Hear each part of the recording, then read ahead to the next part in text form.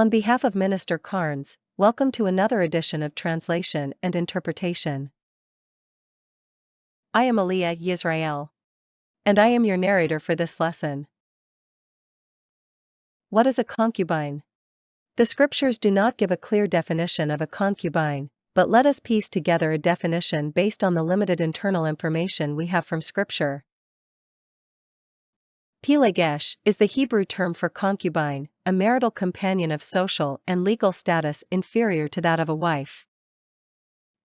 Among the Israelites, men commonly acknowledged their concubines, and such women enjoyed the same rights in the house as legitimate wives. The term pelegesh has several definitions. In the culture of scripture, a pelegesh was a part of the intricate family structure. Women, as concubines, held a separate and inferior legal and social status from wives. Concubinage and marriage are often regarded as similar, but very different. The most prominent example of a pelegesh relationship was when Sarah handed Abraham her maidservant Hagar, while continuing to be the owner of both the maidservant and Ishmael, her child. Jacob, had two concubines, Zilpah, Bilhah, and two wives, Leah and Rachel. Both King Solomon and King David had numerous concubines. The Talmud, Sanhedrin 21a, states that a pelegesh differs from a complete wife in that the wife obtained a marriage contract, ketubah. A marriage, nisuin, was preceded by a formal betrothal, kiddushin, whereas the concubine did not receive any of these contractual agreements. A concubine would have no divorce decree nor divorce option within the agreement or contract.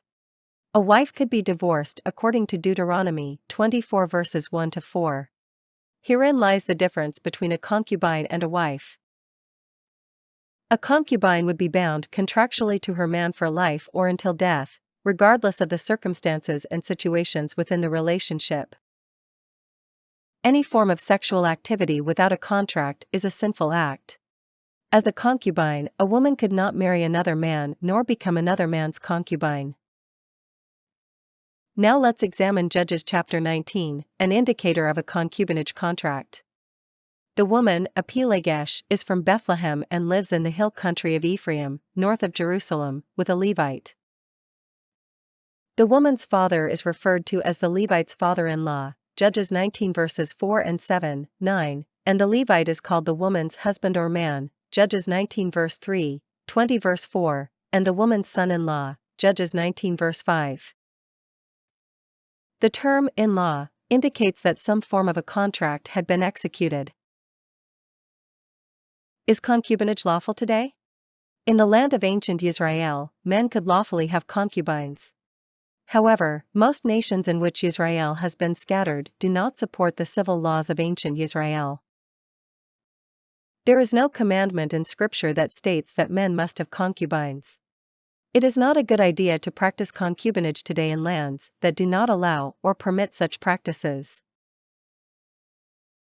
Until next time, worry about nothing, but pray about everything. Shalom, shalom.